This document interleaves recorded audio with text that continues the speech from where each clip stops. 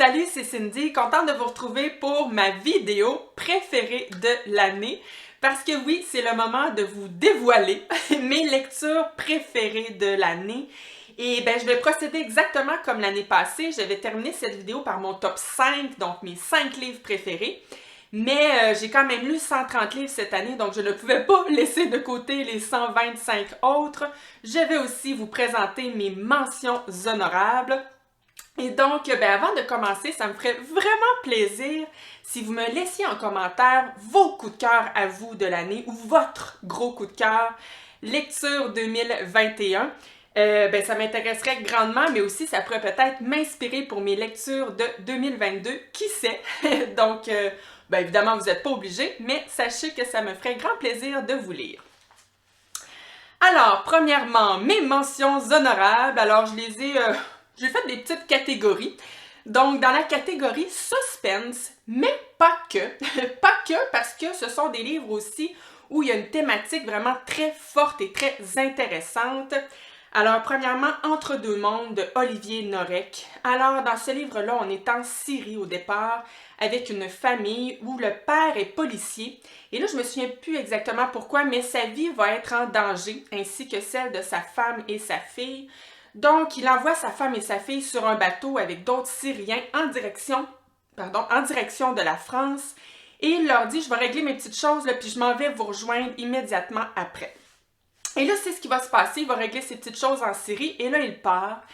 Et lorsqu'il arrive en France, dans cet endroit qu'on appelle la jungle, il ne retrouve pas sa femme et sa fille.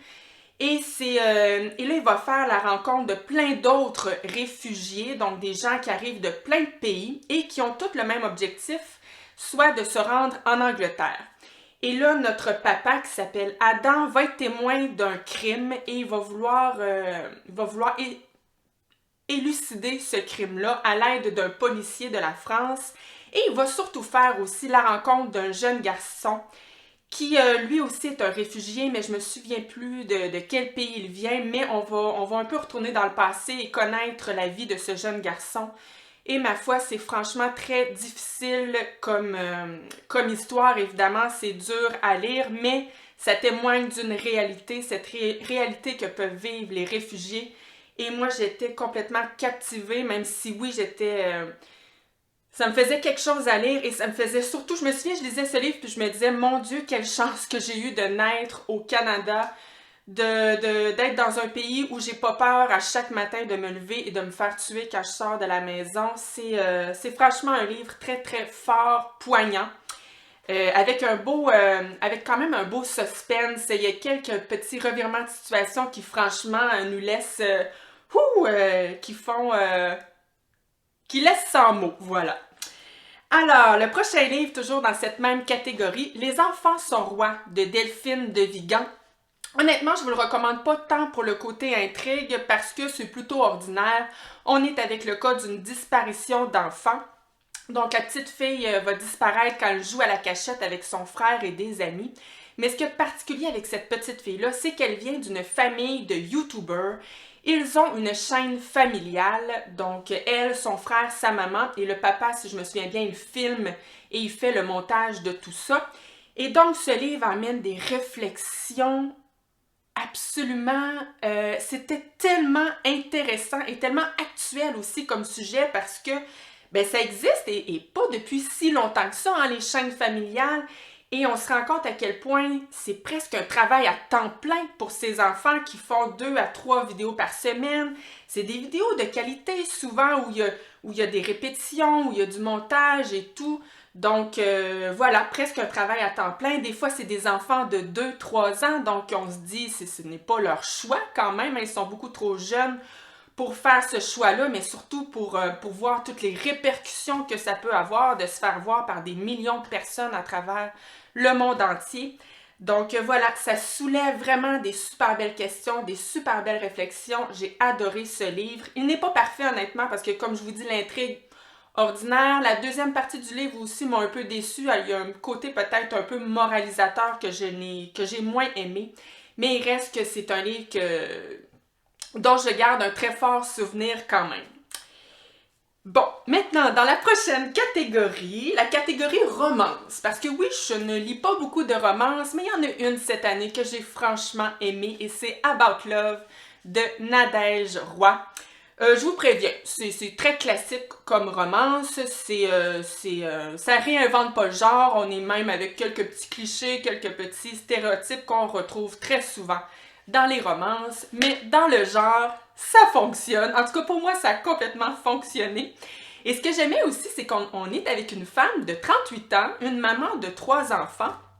Et ça aussi, j'aimais ça parce que, bon, comme je vous disais, je lis peut-être pas beaucoup de romances, mais souvent les romances que je vais lire, on est avec des femmes début vingtaine. Alors là, c'était le fun d'avoir une femme d'expérience, qui a du vécu et voilà, ça a amené une petite dynamique que j'aimais bien. Et donc, Nora, elle a eu, il est arrivé un événement tragique, donc sa dernière année a été très très difficile. Et là, sa meilleure amie Maryse décide de lui payer un beau voyage à New York, donc elle s'en va là, si je me souviens bien, une semaine. Et dans cet hôtel où elle va demeurer, il y a aussi Carter qui est dans une chambre proche d'elle. Et comment vous dire que ce sera une semaine de passion. Ce sera très chaud. Oh oui. Et ben voilà, ça fonctionne totalement. Si vous aimez le genre, ben c'est réussi. C'est complètement réussi, cette petite romance. Maintenant, dans la catégorie Young Adult, ça aussi, c'est pas un genre que je lis énormément, mais cette année, j'ai deux beaux coups de cœur. Alors, premièrement, Fangirl de Rainbow Rowell. Je sais que je le lis en retard, c'est-à-dire que c'est un livre que j'ai beaucoup vu dans les années passées, surtout sur justement la planète Booktube. Ben moi, je l'ai lu en 2021 et je n'ai pas été déçue du tout. On est avec un personnage principal, Kat, que moi, je voyais au début du livre comme une adolescente un peu frustrée. Elle a beaucoup de frustration, entre autres sa mère qui l'a abandonnée lorsqu'elle était toute petite, elle et sa sœur, et plein d'autres choses. On sent que c'est une adolescente frustrée, voilà. Et elle va évoluer. Elle va évoluer tout au long de ce livre-là, et moi je sentais qu'on quittait un peu l'adolescente frustrée pour arriver tranquillement pas vite à une jeune femme. Et donc ça, c'est surtout grâce à sa rencontre avec Lévi, qui est un personnage, waouh, génial. Ce que je vous ai pas dit, en fait, c'est que Kat, elle commence l'université dans ce livre-ci, puis c'est justement l'université qu'elle va faire à la rencontre de Lévi. Et pourquoi j'ai tant aimé Lévi, c'est que je trouvais ça rafraîchissant de ne pas avoir souvent, encore une fois, dans les Young Adults, on retrouve le bad boy tatoué. Mais là, non, on est avec un jeune homme qui, c'est pas le pétard non plus, mais plus on le connaît et plus il devient beau. Un garçon attentionné, pas un gars qui est tout le temps sur son cellulaire. Non, il aime le monde, il aime écouter les gens. Un beau personnage. Moi, je l'ai trop aimé, Lévi, franchement. Et j'ai aimé, évidemment, la relation qui va s'installer entre nos deux personnages. C'est très, voyons, c'est très lent dans la gradation, c'est-à-dire que moi, j'ai même plus eu l'impression de lire une histoire d'amitié que de lire une histoire de romance. Même si on sent les petits frissons qui commencent à s'installer entre les deux. Et j'ai adoré ça. L'autre Young Adult, je pourrais parler en français, hein? C'est quoi d'ailleurs? Jeune adulte. Ben oui, c'est facile. C'est facile à traduire. L'autre roman, Jeune adulte, que j'ai beaucoup aimé, Le soleil est pour toi, de Jandy Nelson. Alors ici, c'est quasiment comme un thriller parce qu'il y a plusieurs petits mystères. Il y a vraiment une belle intrigue dans ce livre-là. On est avec deux jumeaux, un garçon et une fille, Nora et Jude. Pas Nora, Noah et Jude, pardon.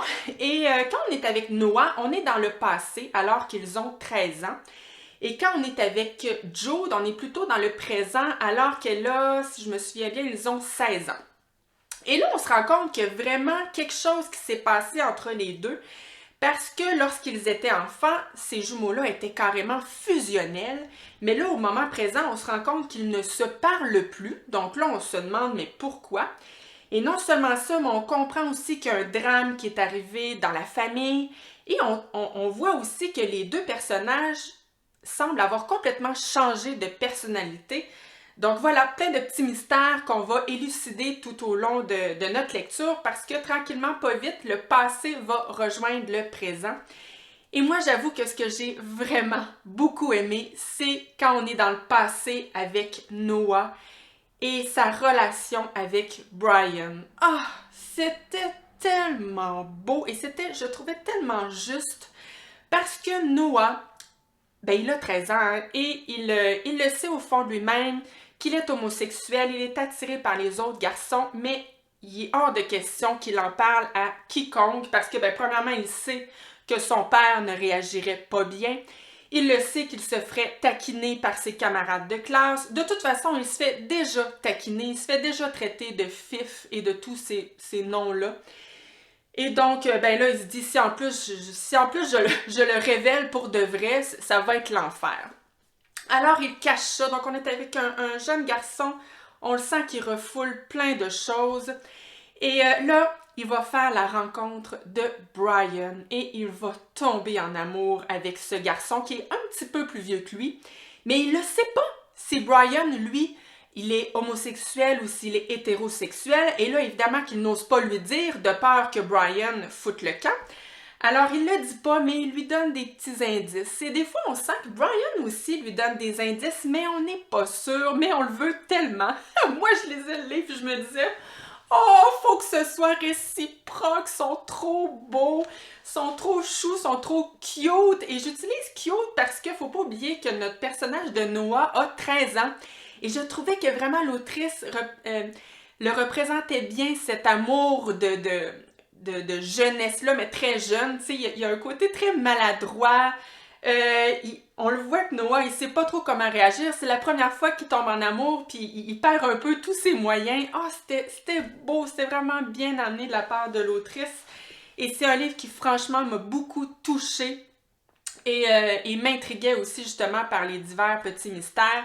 J'ai adoré ce livre. Maintenant, dans la catégorie... Je suis rendue où? Dans la catégorie, ben, très large, là, thriller, suspense, roman noir. Alors, ben, j'ai lu dernièrement, c'est très récent, Défendre Jacob de William Landay.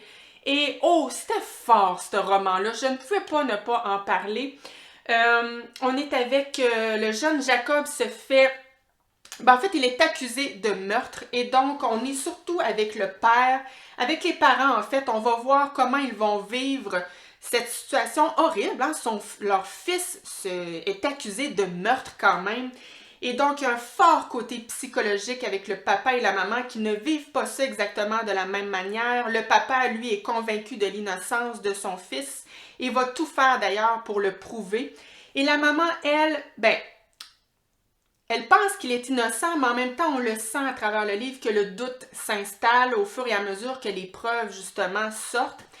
Et là, on est avec une maman qui se remet tout en question. Ouais, c'est ça. Il y a plein d'autres choses qu'on va apprendre sur cette famille, sur le passé aussi du papa.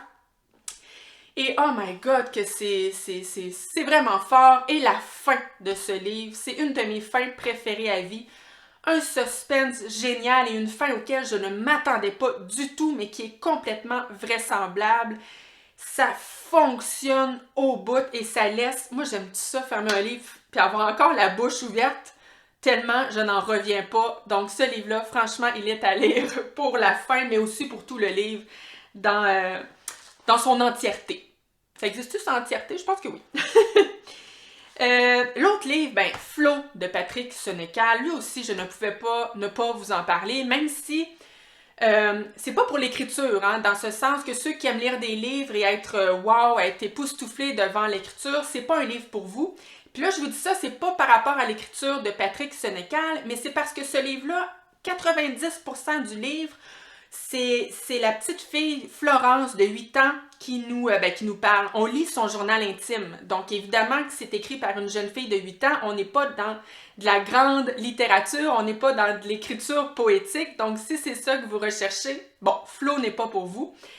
Mais pour le côté addictif de ce livre, moi, c'est un livre vraiment, là, j'ai trouvé qu'il n'y avait aucun temps mort. Ça part à la page 1 et ça n'arrête pas jusqu'à la toute fin. C'est le genre de livre, si j'avais eu le temps, là, une journée de congé, j'aurais pu le lire one shot, ce livre-là. Vraiment, là, je le trouvais... C'était un page-turner à son meilleur. Et l'histoire, ben rapidement, parce que je veux pas trop vous en dire, il est quand même pas si long, là, mais il me semble qu'il fait 300 pages. Alors, ben, la petite Florence, au début du livre, sa tante vient pour voir sa mère, mais là, elle arrive à l'appartement et elle voit que Florence, qui a 8 ans, est toute seule. Et donc là, elle se questionne, d'autant plus que ça fait un bout qu'elle n'a pas eu de nouvelles de sa sœur. Et là, ben, à un moment donné, elle finit par s'inquiéter, puis elle appelle les policiers, parce que c'est pas normal, une petite fille de 8 ans qui est seule en appartement. Et là, ben c'est là qu'on va retourner un peu dans le passé. Et là, dans le passé, là, c'est genre peut-être 2 semaines avant tout ça.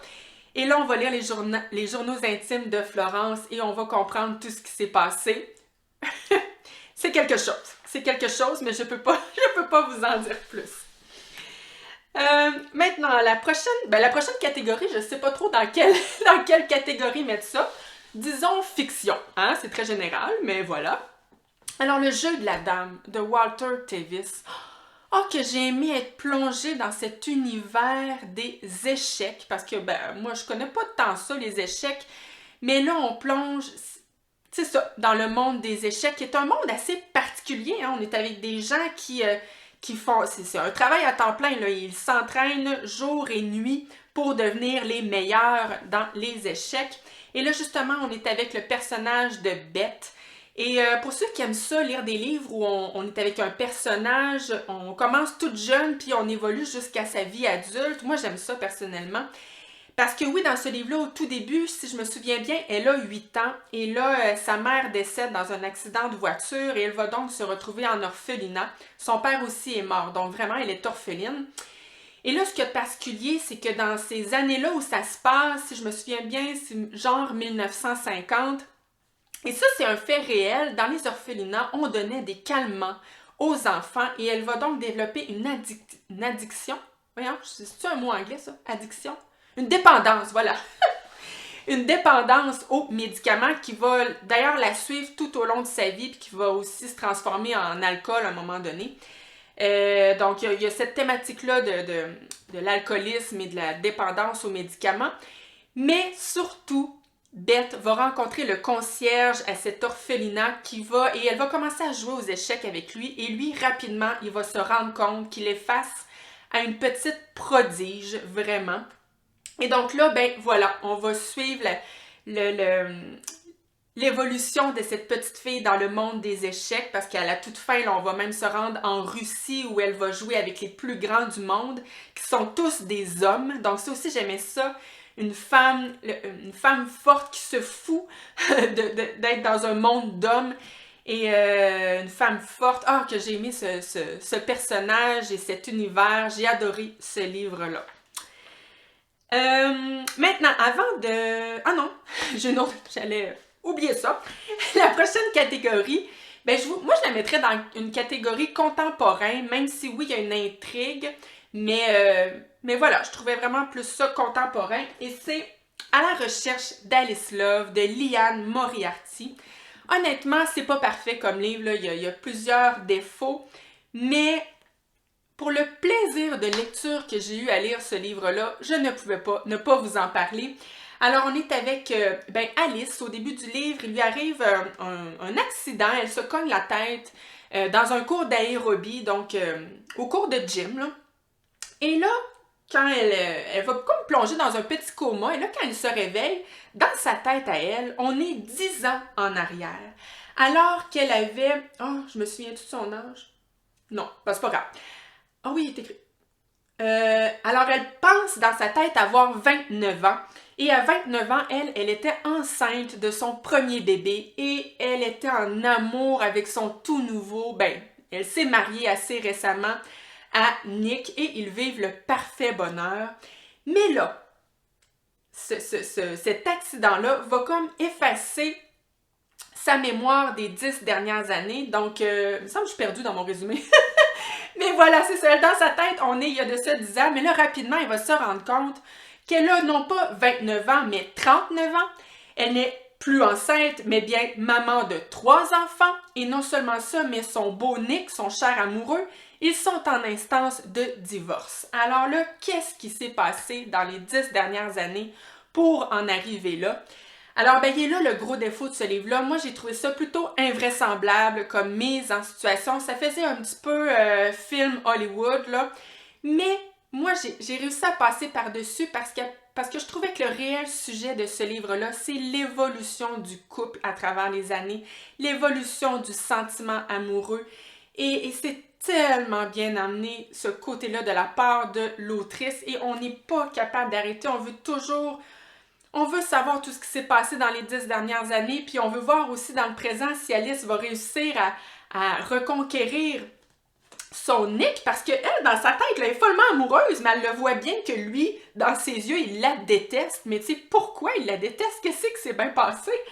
Alors, j'ai trouvé ça trop beau, ce livre-là. C'est mon petit côté... Mon petit côté, des fois, là, le vendredi soir, j'aime écouter des films, justement Hollywood, où il n'y a pas de prise de tête. Ben, celui-là, dans ce genre-là, c'est complètement réussi. Mais je vous dis ça comme si c'était pas bien écrit, là. C'est comme je vous dis, le sujet du couple et de l'évolution du sentiment amoureux, ça là-dessus, là, c'est ça à coche, là, totalement.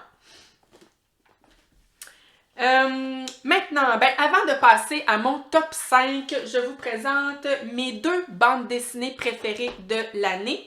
Alors, premièrement, une bande dessinée qui a été... elle m'a tellement fait du bien, cette bande dessinée-là. C'était quasiment comme une thérapie pour moi. Ben, une thérapie. Pas que je vais pas bien, là, mais en tout cas, je vous explique. C'est Le printemps suivant, vent lointain de Margot Motin.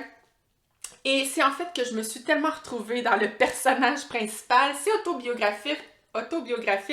C'est vraiment Margot qui nous raconte sa cohabitation avec son amoureux Pablo. Parce que oui, c'est un couple et ils vont décider d'habiter ensemble ainsi que leurs filles respectives. Donc, ils vont former une famille reconstituée. Et Margot, comment vous dire, elle est... c'est une germaine. Elle aime ça quand ça fonctionne comme elle pense. Puis tu sais, elle a des projets des fois, mais ça fait pas toujours l'affaire de ses filles et de son chum, mais elle les embarque là-dedans. Puis une vraie germaine. Et moi, je me retrouvais dans ce personnage. Parce que oui, croyez-le ou non, mais j'ai ce côté germaine en moi. Juste tranche de vie, là, tu sais. On dirait que je peux pas m'empêcher de vous le raconter parce que ça ressemble au genre d'histoire de ce livre-là. Il y a de ça quelques jours, je me lève le matin, heureuse, parce que je me disais aujourd'hui, ça va être magique. On va faire le sapin de Noël avec les enfants, on va mettre la musique de Noël. Ah, ça va être beau. Et finalement, mes enfants se sont chicanés, ils se garochaient les guirlandes d'en face. Ça a fini, toutes les guirlandes étaient mélangées, on n'était plus capable de les démêler. Les guirlandes au vidange, plus rien à faire avec ça. Et moi qui boude le reste de l'après-midi, fru, parce que mon beau projet était tombé à l'eau. Hein? C'est ça. Mais c'est exactement le genre de truc qui arrive à Margot avec tous ses beaux projets pour sa famille. Puis ses enfants, ça leur tente pas de faire ces activités. Puis après ça, ben, fru. Moi, ça a été... moi, je crois beaucoup en l'humour et j'aime rire de mes défauts, j'aime rire de mes problèmes. Et ce livre-là m'a permis ça. Donc, ça se peut aussi que le personnage vous tape royalement sur les nerfs. Donc, ben, à vous de voir si c'est le genre de personnage qui peut vous faire rire. Mais moi, j'ai adoré cette bande dessinée. Maintenant, s'il y avait une seule bande dessinée que vous deviez lire cette année... Moi, je trouve que c'est Le Petit Astronaute de Jean-Paul Ed. Oh, que ce livre est... Oh, que c'est touchant, c'est triste. Moi, j'ai braillé, mais en même temps, j'ai souri aussi parce que c'était tellement beau à la fois. Alors, on est avec une jeune femme qui retourne à sa maison d'enfance. En fait, sa maison d'enfance est à vendre et il y a une visite libre. Donc là, elle va visiter la maison et pendant qu'elle la visite, elle se remémore son enfance et c'est à travers ses souvenirs que nous, on va connaître son histoire. Et ce qu'il y a de particulier avec cette jeune femme, c'est qu'elle elle a un frère atteint de paralysie cérébrale. Et donc, on va voir du début de l'annonce aux parents jusqu'à... On va les voir aussi surmonter tous ces obstacles, mais aussi toutes ces petites victoires. Ce que j'ai beaucoup aimé avec ce livre-là, ce qui m'a touchée, c'est les enfants. Oh, voir à quel point les enfants... il n'y a pas de jugement dans les yeux des enfants. Ils sont le petit garçon, oui, il a des besoins particuliers, mais sinon, il est comme eux. Puis c'est un ami de la garderie. Puis c'est tellement beau, les enfants, dans cette bande dessinée-là. Le jugement est plutôt du côté des adultes dans ce livre, donc c'est vraiment touchant, c'est magnifique comme histoire et c'est très beau aussi, les dessins, le graphisme de ce livre, et c'est parfait, franchement comme bande dessinée, parfait. Alors, ben nous voilà arrivés à mon top 5, roulement de tambour. Alors, en 5e position, Né d'aucune femme de Frank Buis. C'est un livre que j'ai lu vraiment au tout début de l'année, début janvier, et je m'en souviens encore parfaitement. C'est un roman noir rural, évidemment, il faut aimer le genre. Et là, au début du livre, il y a quelqu'un qui va voir un prêtre et qui, en fait, le prêtre va aller bénir le corps d'une femme décédée. Mais la personne lui dit, tu fouilleras dans sa robe parce qu'il y a les carnets de roses. Et donc, le prêtre lui dit, ouais, mais pourquoi tu veux que j'aille chercher les carnets de roses dans la robe de cette femme, cette défunte? Et là, il lui dit, il faut que tu le saches, il faut que tu connaisses l'histoire de Rose. Alors, le prêtre, va bénir la femme et en effet, il y a les carnets de Rose et là, il va se mettre à lire ça. Et nous, comme lecteurs, on va justement connaître l'histoire de cette Rose-là en question. Et c'est une vie de misère, c'est horrible tout ce qui est arrivé à cette jeune fille. Donc oui, c'est très dur à lire, mais oh my God, que c'est obsédant comme histoire. Là. Je me souviens, je déposais le livre parce que je devais aller travailler, puis toute la journée, je pensais à Rose et à son histoire. C'est vraiment un livre, là, c'est prenant, puis je pourrais dire que c'est un page-turner, là. Vraiment, là, c'est un livre complètement captivant. Mais c'est très noir, je vous le dis. Mais que c'est bon. Ensuite, en 4e position, là, on est plus dans une saga familiale. Le premier tome de Louise Tremblay-Deschamps, Les Sœurs de Blois, Charlotte. Alors, on est avec une maman qui est hypocondriaque et hypocondriaque sévère. Là, et elle va même vivre comment dire? Elle va être hypocondriaque par procuration sur sa petite fille Émilie. On appelle ça le syndrome Munchausen. Donc, elle a tellement peur que sa petite Émilie soit malade qu'elle lui donne des gouttes de ci, puis des médicaments de ci, puis des médicaments de ça, ce qui fait qu'elle va elle va la rendre malade finalement. Elle veut la sauver, mais finalement, elle la rend malade.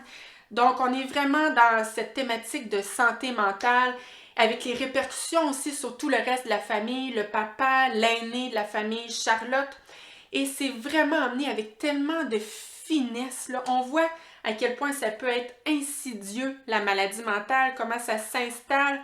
Mais tu sais, oui, on a ce côté qu'on déteste la maman quand on voit tout ce qu'elle fait à sa petite Émilie, mais en même temps, on dirait qu'on comprend, puis elle les aime, ses enfants. T'sais, on a juste envie de la prendre dans nos bras.